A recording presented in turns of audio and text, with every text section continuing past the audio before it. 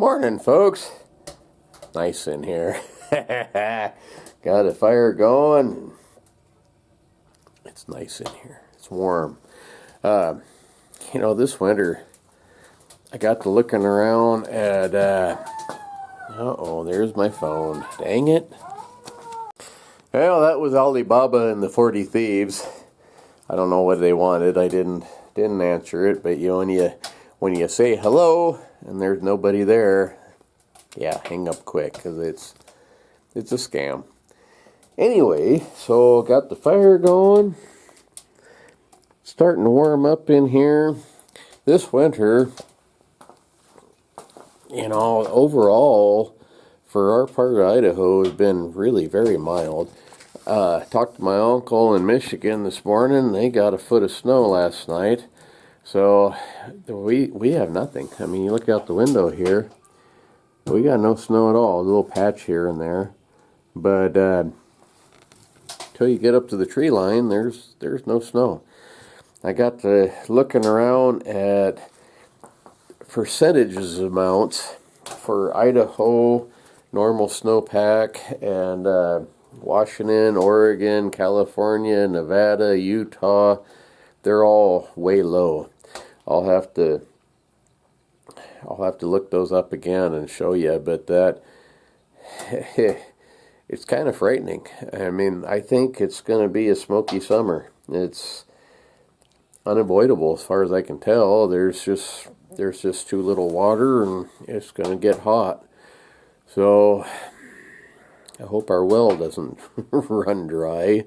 It didn't have a whole lot of water in it last summer. But if you live in any of the western states, I would say get out and get your firewood just as soon as you can.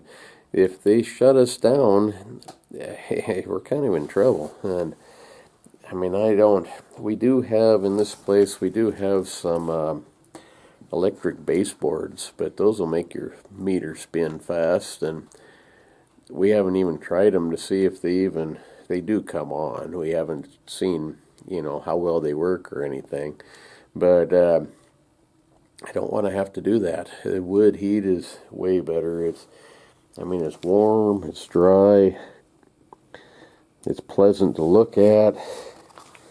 It's just better in every kind of way that I can think of to have firewood than it is to have anything else.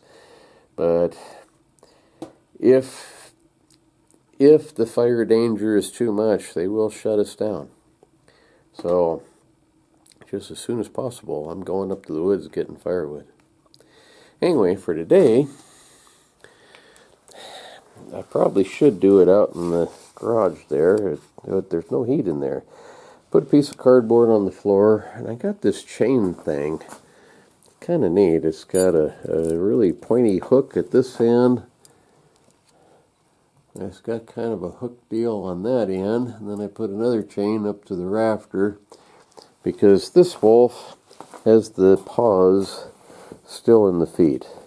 The feet bones are still in there, and they need to come out. So that is a problem. That's going to take me a little while. So I'll hoist it up onto the beam here and see what I can get done. Okay, so I don't know how well this is going to show up. My tripod's a little too short too. But what I do is I put a hook into the ankle bone, wrist bone, I guess it would be, of these paws, and then work them down from there. It's not the easiest thing in the world. You have to kind of whittle away a little bit at a time until you get all four of the toes loose. I don't know how this is going to go, but I will put my camera on it and we will see, huh? And not only is there heat in here, but look at here. I got, it just went away. I got the radio version of Gunsmoke. Simple answer. Yes, I think the same person murdered all three men. If you never heard the radio version, The TV show, I really like the TV show, but Matt Dillon on there, on the radio, he ain't near as nice as old James Arnez was. This guy, he tells you to get out of Dodge. He means it. He'll shoot you if you don't. It's pretty good.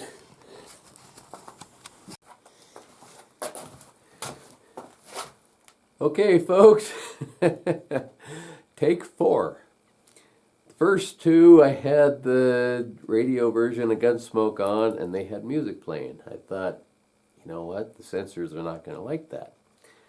The third one was the one that was in the trap, and it was kind of hard to see what was going on. So this one, hopefully, we'll be able to see what's happening. I haven't seen any videos, I don't know that I've really looked for them though, on YouTube about skinning out the paws. And there might be a reason for that. It's not that easy to do, but the censors, this one might get me banned. I don't know. We'll find out. But what I got here, basically, I have this hook here into the ankle or wrist or whatever you want to call it, bone. And it's suspended. The weight of the hide helps pull down the, down the skin as you're skinning. When you come down, like this one here is a dew claw. When you come down to the claw, hopefully the lighting in here is good enough. I don't know if you can see that. There's a claw right here. When you come down to a claw, you want to flex that just a little bit, figure out where the joint is. Looks like it's right about here. And clip that off at the joint above the claw. There we go, just like that. Then you go to the next one.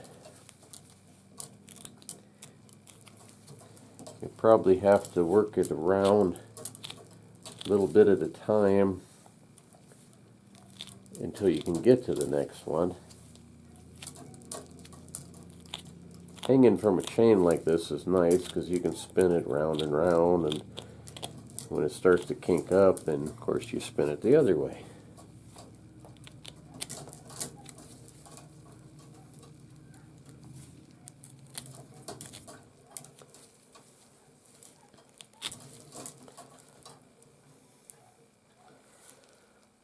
Whittle a little and pull a little. When you see the the white membrane showing up, and you just cut that. Just keep working your way down and around.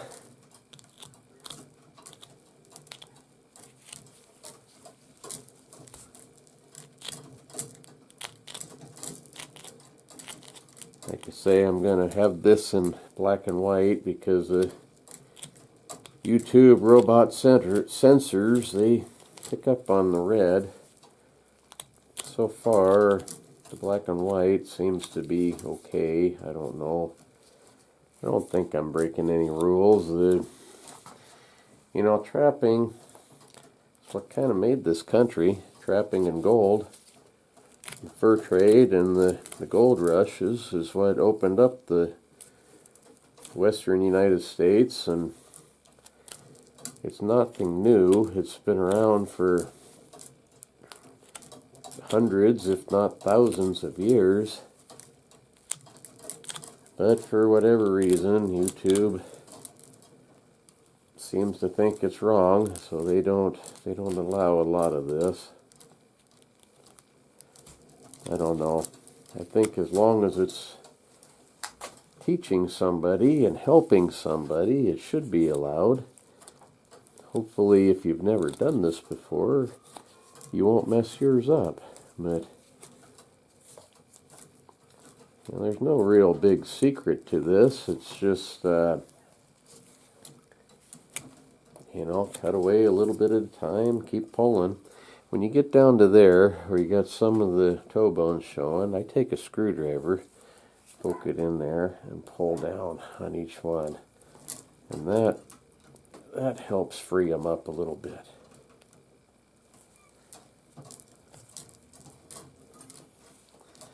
Now this one, I don't feel that claw just yet. There might be one more joint.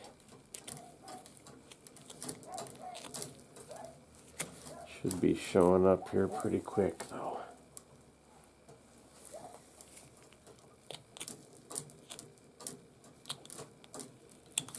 A real pointy X-Acto knife type knife really helps. This one I got as a gift from Jack Whitman. He, like I said, I really miss that guy. He helped me out quite a little bit.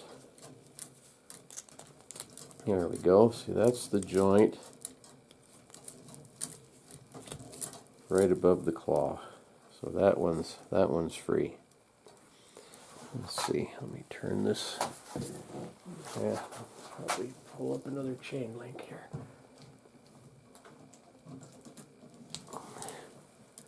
There we go.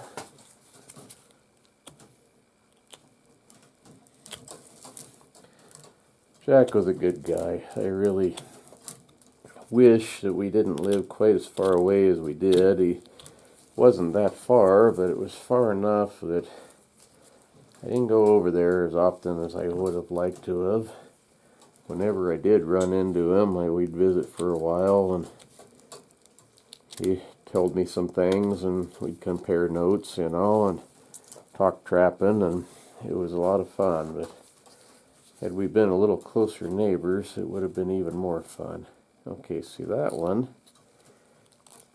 The claw is right here. I can feel it right there underneath the skin. Hopefully that's showable. And the joint right above the claw is right here. So you just go in between that, and that one's done. 2 more toes to go.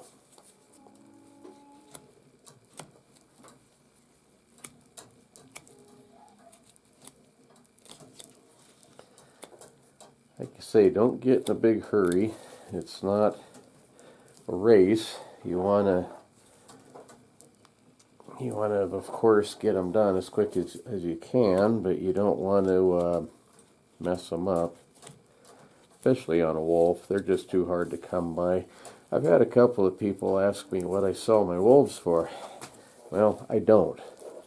The Foundation for Wildlife Management, you know, they will reimburse me for expenses, and since that money has already been spent, it's almost the same as getting paid, and I don't have to sell them. And I don't sell them. They're just too hard to come by.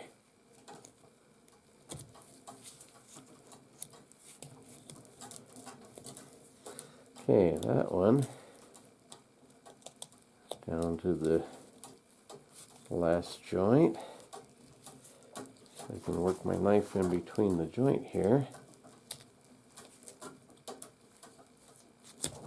There we go.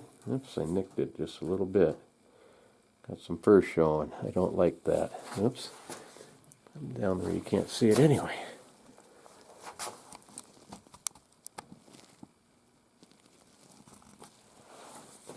Right there. There's some fuzz. Didn't want that. Okay, so right here, I can feel that claw right there. So that's the last toe joint. Right there is the joint itself. And there we go. So that's all free. It looks funny inside out. You push it back the way it's supposed to be.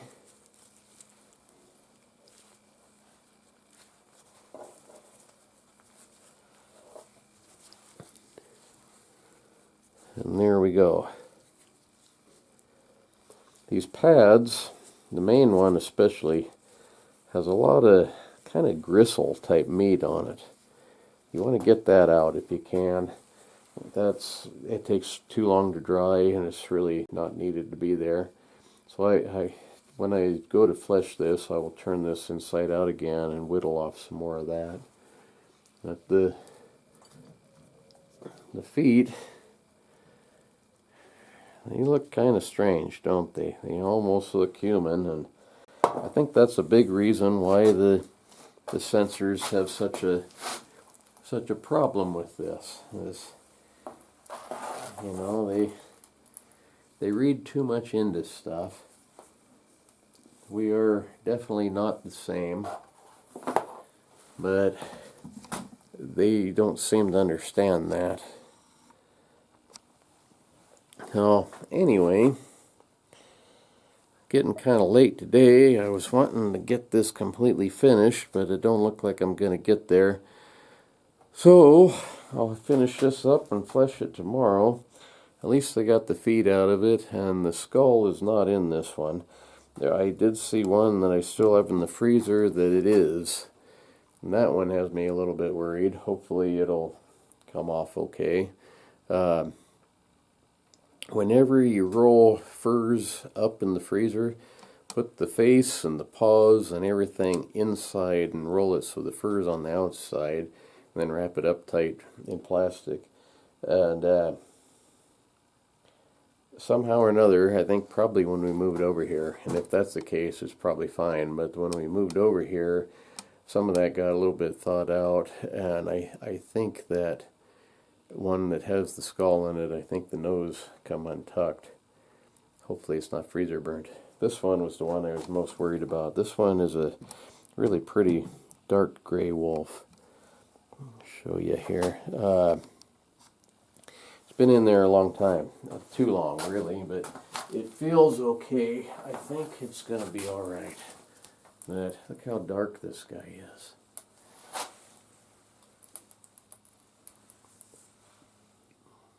Very, very pretty. Once it's all finished out, it should look like one of these two here on the left. All three of those were at the same spot a couple of years ago, and like I say, I'm kind of ashamed I haven't got to these sooner. I should have, but just the way things go, you know, you get busy and other things come up that are supposedly more important, you know, and they're not. You really need to get this stuff done too, but it's really easy to put them in the freezer and just not deal with it right now. Next thing you know, right now has gotten to be a long time ago. So I'm going to do my very, very best to never put wolves in the freezer again, unless it's for a very short time. Now, I don't know. So far, they've all been okay. These four behind me, the two on the left, the dark ones, I've had them skinned and fleshed and dried and ready to go for some time. The one on the left, actually, only one on the left. The other gray one, I had it done also. The one on the far left over there is the one I did the other day, and now this one. So get this one done, and then I got two more to do. Like I said, never again. I'm not putting them in the freezer. It's just too hard to get back to them. Anyway, hopefully they're all good. The other two that I have left in the freezer, they haven't been in as long as this one. If this one turns out okay, those ones I'm pretty sure will be okay. But there's really no excuse for having them in there that long. It's a very risky thing, risking freezer burn, and like I said, I'm kind of ashamed about it. So instead of trying to go get more, I should have been working on these. But there's all sorts of reason for it, and one of them is that money. if I could have caught any more this year, each one I caught would have been worth $2,000 in the area I'm trapping. So it's kind of easy to put these off, and that ain't really right. These need to be taken care of before I go and get more. Anyway, see you folks tomorrow. I know it's not the most exciting stuff, but here coming up pretty soon there'll be fairground stuff, and that's even less exciting. So see you folks tomorrow. Thanks for watching. Bye.